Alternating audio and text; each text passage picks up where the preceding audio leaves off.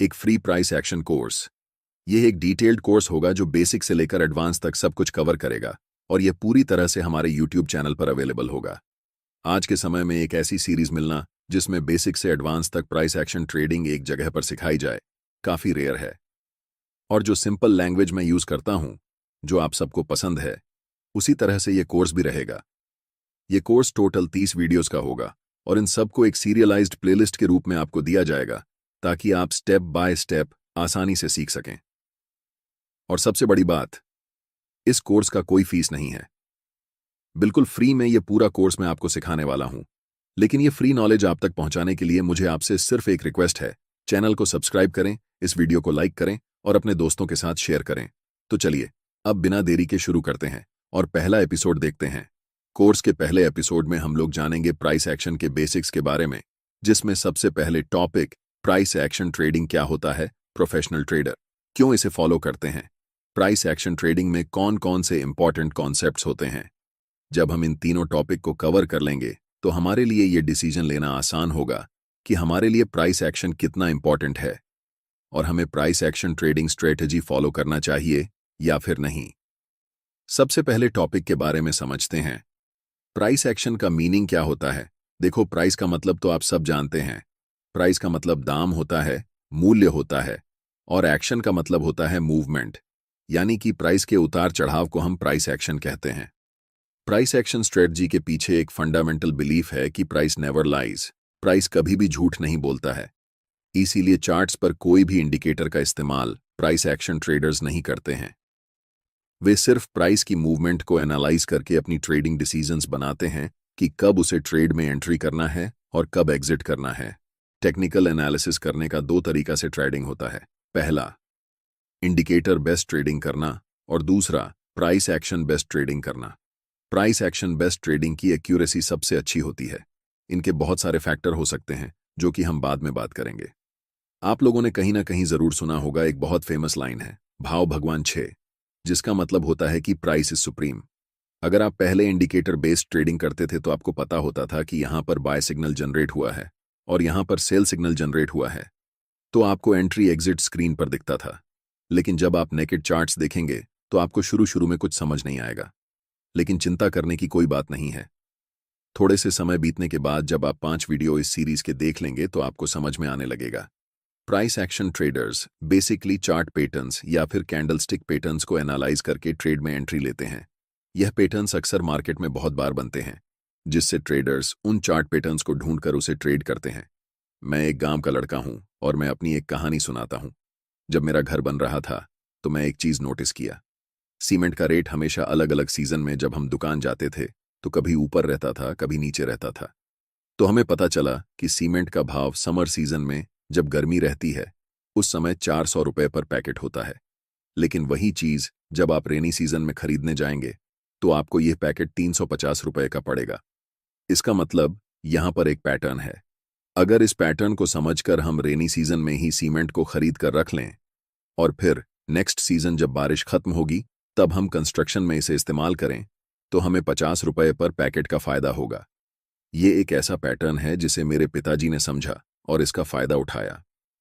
मेरे घर बनने से पहले ही बहुत सारे सीमेंट के बोरी रेनी सीजन में खरीदकर मेरे पिताजी ने रख दिए थे, और जब कंस्ट्रक्शन की बारी आई, रेनी सीजन खत्म होने के बाद, तो उस समय इस सीमेंट का भाव 400 हो चुका था। अब मेरे पिताजी ट्रेडर तो नहीं थे। अगर मेरे पिताजी उस समय जाकर बेच देते तो हमें 50 रुपए पर पैकेट का मुनाफा होता। क्योंकि हमें घर बनाना था तो हमने कम दाम में इस सीमेंट को खरीदकर अपना घर बनाया। यहां पर हमारे लिए इंपॉर्टेंट यह है कि ऐसा प्राइस में फ्लक्चुएशन क्यों हुआ। ये बेसिकली सप्लाई और डिमांड का खेल है। रेनी सीजन में क्योंकि कंस्ट्रक्शन काम होते हैं तो डिमांड घट जाने के कारण प्राइस भी कम हो जाता है। लेकिन जब रेनी सीजन खत्म होता है, विंटर सीजन या फिर समर सीजन में, तो उस समय सब लोग अपना कंस्ट्रक्शन कर रहे होते हैं। इस कारण सीमेंट का रेट बढ़ जाता है क्योंकि डिमांड ज्यादा हो जाता है। वापस हम टॉपिक पर आते हैं। आपको 2 चार्ट्स दिख रहे होंगे।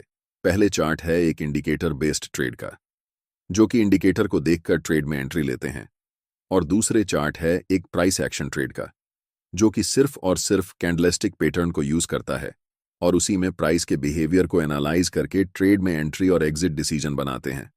अगर आप एक कंप्लीट बिगनर हैं तो मैं आपको एक सलाह दूंगा कि इंडिकेटर को समझने से पहले आप प्राइस एक्शन को समझें।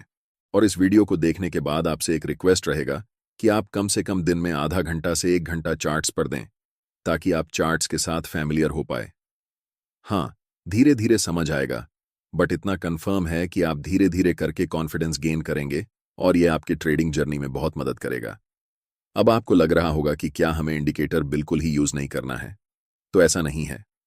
इंडिकेटर के ऊपर फुली डिपेंडेंट होकर बाय सेल डिसीजंस नहीं बनाना है। हमारे सारे trading decisions price action trading के एनालिसिस पर ही होगा, लेकिन कंफर्मेशन के लिए हम अन्य टूल्स का यूज कर सकते हैं।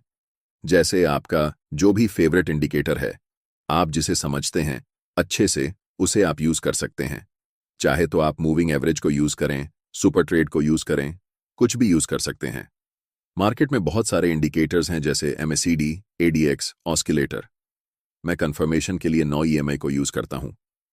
अब हम जानते हैं कि प्राइस एक्शन ट्रेडिंग स्ट्रेटजी को क्यों प्रोफेशनल ट्रेडर फॉलो करते हैं। प्राइस एक्शन में डाटा रियल टाइम में दिखता है, जिस कारण मार्केट में आपके पास एक एडवांटेज होता है कि आप पहले मार्केट में एक्यूरेटली एंटर करेंगे। लेकिन वही अगर आप इंडिकेटर यूज करते, तो आपको पता है कि ज्यादातर ट्रेडिंग इंडिकेटर लेगिंग होते हैं, यानी कि वह पास्ट के प्राइस और वॉल्यूम के बेस पर ड्राइव करके थोड़ी देर बाद सिग्नल देते हैं, जिस कारण आप ट्रेड में लेट हो जाते हो और आपका स्टॉप लॉस बड़ा हो जाता है और रिस्क मैनेजमेंट फॉलो नहीं हो पाता है। अभी हो सकता है कि आपको रिस्क मैनेजमेंट क्या है पता नहीं है, लेकिन आने वाले वीडियो में हम इन सब को भी कवर करेंगे, इसलिए चिंता करने की कोई बात नहीं है। नेक्स्ट है इजी टू अंडरस्टैंड और ट्रेड। इंडिकेटर बेस्ड ट्रेडिंग के मुकाबले यहाँ ट्रेडिंग डिसीजन लेना आसान है, क्योंकि यहाँ सिर्फ आप प्राइस के डाटा को देखते हैं।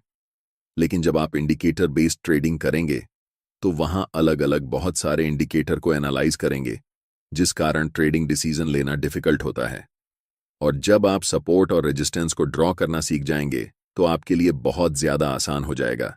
मैं कहूंगा कि इससे ज्यादा आपको आसान कुछ लगेगा ही नहीं। इसीलिए इस सीरीज के अगले 5 वीडियो को बहुत ध्यान से देखना। और ये ट्रेडिंग स्ट्रेटजी प्रूवन है कि ये काम करता है, क्योंकि बड़े ट्रेडर्स सालों से बैक टेस्ट हो रही है। लेकिन एक शर्त है कि आपको बड़े टाइम फ्रेम में ट्रेड करना है। अगर आप छोटे टाइम फ्रेम में ट्रेड करेंगे, तो वहां मैनिपुलेशन बहुत होने के कारण इनकी एक्यूरेसी थोड़ी कम हो जाती है। लेकिन वही अगर आप स्विंग ट्रेडिंग में जब आप शिफ्ट करते हैं और वहां प्राइस एक्शन को अच्छे से फॉलो करते हैं, तो वहां पर लगभग 80 से 90% एक्यूरेसी होती है प्राइस एक्शन ट्रेडिंग स्ट्रेटजी की। और जैसा कि मैं आपको पहले बताया, प्राइस एक्शन ट्रेडिंग स्ट्रेटजी में ट्रेड में एंट्री करना और एग्जिट करना बहुत आसान है, क्योंकि यहां पर इंडिकेटर बेस्ड ट्रेडिंग की तरह सभी अलग अलग इंडिकेटर पर ध्यान लगाना नहीं पड़ता। यहां सिर्फ कैंडलस्टिक और चार्ट पैटर्न्स को देखकर ट्रेड में एंट्री एग्जिट करते हैं, जिसमें हमारा मदद करता है सपोर्ट और रेजिस्टेंस लेवल। वीडियो के आखिरी हिस्से में हम जानते हैं कि प्राइस एक्शन ट्रेडिंग में कौन कौन से सबसे ज्यादा इंपॉर्टेंट कॉन्सेप्ट्स होते हैं, जिसे सीखने के बाद हम कह सकते हैं कि हमें प्राइस एक्शन ट्रेडिंग आती है। सबसे पहले है सपोर्ट और रेजिस्टेंस, क्योंकि आने वाले सभी वीडियो में हम आपको सपोर्ट और रेजिस्टेंस के बारे में चर्चा जरूर करेंगे, क्योंकि वहां इसकी मदद लगेगी। तभी हम लाइव आपको दिखा सकेंगे कि कैसे मार्केट में एंट्री और एग्जिट करना है, चाहे हम candlestick, trend line, market structure कुछ भी बताएं। वहां पर हमें सपोर्ट रेजिस्टेंस की जरूरत होने ही वाली है। इसीलिए ट्रेडिंग में मोस्ट इंपॉर्टेंट हो जाता है सपोर्ट और रेजिस्टेंस को समझना, अच्छे से समझना। और जिनके पास सपोर्ट और रेजिस्टेंस की समझ अच्छी होती है, उनकी एक्यूरेसी हमेशा अच्छी होती है। नेक्स्ट हम जानेंगे कैंडलस्टिक पैटर्न और चार्ट पैटर्न को, क्योंकि यही पैटर्न्स हमें बताती है कि मार्केट में कब एंट्री और एग्जिट करना है। और चार्ट पैटर्न को ट्रेड करने के लिए जब हम ट्रेड में एंट्री करते हैं, तो उस समय कैंडलस्टिक सबसे ज्यादा इंपॉर्टेंट होता है कि कैंडलस्टिक हमें क्या बताना चाह रहा है, क्योंकि हर एक कैंडलस्टिक उस समय हो रही मार्केट के सिचुएशन को बताती है। अगली कॉन्सेप्ट ट्रेंड लाइन है। आपने एक कहावत सुना होगा, स्टॉक मार्केट में बहुत ही फेमस है, ट्रेंड इज योर फ्रेंड। आप ट्रेंड के साथ हैं तो आप बहुत पैसा कमाएंगे, लेकिन अगर आप ट्रेंड के अपोजिट में हैं तो आप बहुत पैसा लॉस करेंगे। इसलिए यह बहुत ज्यादा जरूरी हो जाता है कि कैसे हम सही ट्रेंड को पहचान सकते हैं और ट्रेंड की दिशा में ट्रेंड के साथ चलकर हम अपना प्रॉफिट बना सकते हैं। सो इनको सही से जानना बहुत ज्यादा इंपॉर्टेंट हो जाता है। और लास्ट मोस्ट इंपॉर्टेंट कॉन्सेप्ट है मार्केट स्ट्रक्चर, यानी कि मार्केट के कौन कौन से फेज होते हैं।